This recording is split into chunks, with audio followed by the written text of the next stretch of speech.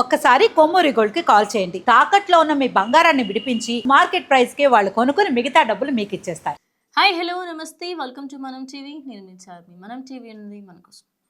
ఈ మధ్య కాలంలో ప్రతి సినిమా అటు కులం పరంగాను లేకపోతే మతపర కలహాలకి సంబంధించి ఒకానొక సందర్భంలో రజాకార్లు చేసిన పరిపాలన మొఘలు ఎంత దారుణంగా చేశారు ఏంటి. రజాకార్ సినిమా కానివ్వండి, అదేవిధంగా మనకి చావా సినిమా తీసుకోండి, హిందుత్వానికి సంబంధించి కేరళ స్టోరీస్, కాశ్మీర్ ఫైల్స్, ఇలా ఎన్నో. ప్రతి సినిమా వెనకాల ఓ స్టోరీ, అది నిజం, నిజం బట్ట బయలు చేసే ఒక నిజం.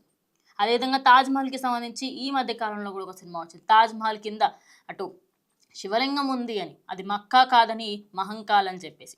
సో ఇలాంటి సినిమాలు ఈ మధ్య కాలంలో ఎక్కువ అవుతున్నాయి. మరి ఇప్పుడు ఇంకో సినిమా రాబోతుంది. ఈ దానికి సంబంధించి బాయ్కాట్ కేరళ స్టోరీస్ అంటూ హ్యాష్ ట్యాగ్ కూడా నడుస్తున్నాయి. ఎస్, ఈరోజు కేరళ స్టోరీ 2 గురించి మాట్లాడుకుందాం. లాస్ట్ టైం మనం చూసుకుంటే కొన్ని ప్రాంతాలలో కేరళకి సంబంధించిన అమ్మాయిలకి సంబంధించి ఎవరెవరైతే కేరళలో అటు ముస్లింల మత్తులో పడి వాళ్ళ ప్రేమలో పడిపోయి జిహాద్కి సంబంధించి వాళ్ళ దాంట్లో వెళ్ళిపోవడం జరిగిందో వాళ్ళ మీద నడిచింది. అప్పట్లోనే ఆ స్టోరీకి సంబంధించి చాలా దుమారం రేపింది. ఇక కాశ్మీర్ ఫైల్స్కి సంబంధించి అలా ఎన్నో వచ్చాయి. ఇప్పుడు మళ్ళీ కేరళ స్టోరీ 2. ఈ సినిమా ఇంకెక్కువ దారుణంగా ఉండబోతుంది. ఎందుకంటే ఇందులో రాజస్థాన్, మధ్యప్రదేశ్, అదేవిధంగా ఒక 3 ప్రాంతాల నుంచి అమ్మాయిలను ఎలా మభ్యపెట్టి మెరా సలీం ఎహసాన్ అయ్యి డైలాగ్స్, ఇందులో డైలాగ్స్ ఇంకా కొన్ని సంవత్సరాలలో భారత్ ఉండదు, ఇస్లామిక్ స్టేట్గా మారుస్తాం, ఇస్లామిక్ కంట్రీగా మారుస్తాం. ఇంకో డైలాగ్, మేరా సలీం ఎహసాన్ అయ్యి మేరా సలీం అచ్చా హై.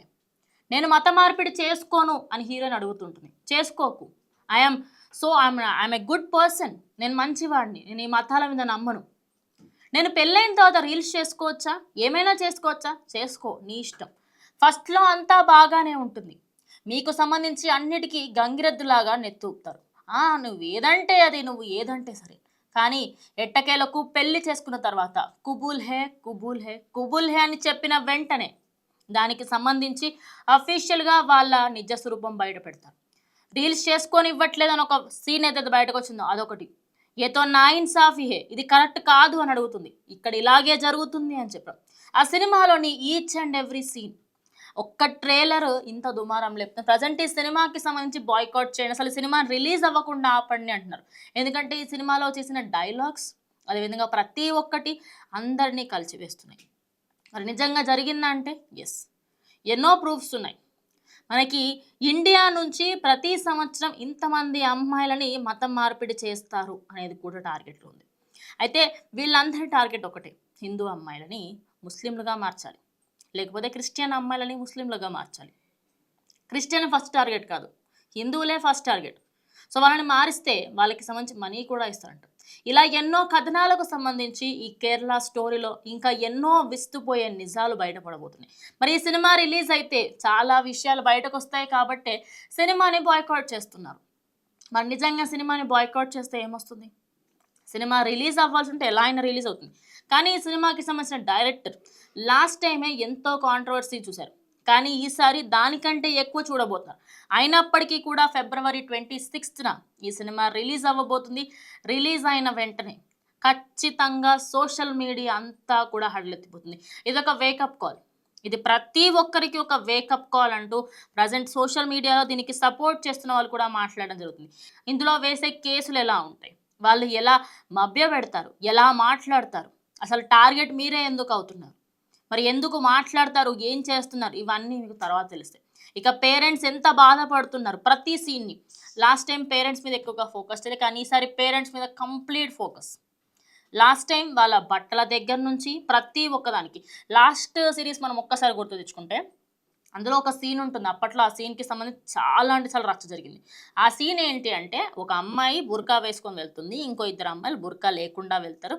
సో ఆ బుర్కా వేసుకున్న అమ్మాయి పైన ఎవరు ఏమి అనరు, కానీ వీళ్ళిద్దరిని హెరాస్ చేస్తుంటారు. అంతా ఆ అమ్మాయి ముందే ప్లాన్ చేసి ఉంటుంది. కానీ బుర్కా వేసుకున్న అమ్మాయి బయటకు వచ్చిన తర్వాత ఏమని చెప్తుంది తెలుసా? మీరు బుర్కా వేసుకుంటే ఖచ్చితంగా మీకు రెస్పెక్ట్ ఇస్తారు, బుర్కా అంటేనే రెస్పెక్ట్ అనుకుంటూ మాట్లాడుతుంది. అప్పట్లో చాలా అంటే చాలా వైరల్గా మారింది. ఇక దాని తర్వాత ఎప్పుడైతే ఆ అమ్మాయికి నిజం తెలుస్తుందో, కేరళ స్టోరీ నిజం అని ఎంతోమంది బాధితులు బయటకు వచ్చారు. ఆ బాధితులు బయటకు వచ్చి మేము అక్కడికి వెళ్ళిన తర్వాత ఎన్నో సమస్యలు వచ్చాయి మాకు అని కూడా చెప్పిన కథనాలు కోకొలలు. సో మీ ఇమాజినేషన్కే వదిలేస్తున్నాను. సో మతపర కలహాలు లేపేటట్టుగా ఉంది ఈ సినిమా అని కూడా అంటున్నారు. లెట్స్ సీ ఈసారి కేరళ స్టోరీ 2 రిలీజ్ అయ్యేంత వరకు వెళ్తుందా లేకపోతే ఆగిపోతుందా, ఓటీటీలో డైరెక్ట్ చూసుకోమని చెప్తారా అనేది చూడాల్సి ఉంది. సో కేరళ స్టోరీ 2 ట్రైలర్ చూసారా? చూసిన తర్వాత మీకేం మంచి ఖచ్చితంగా కామెంట్ చేయండి.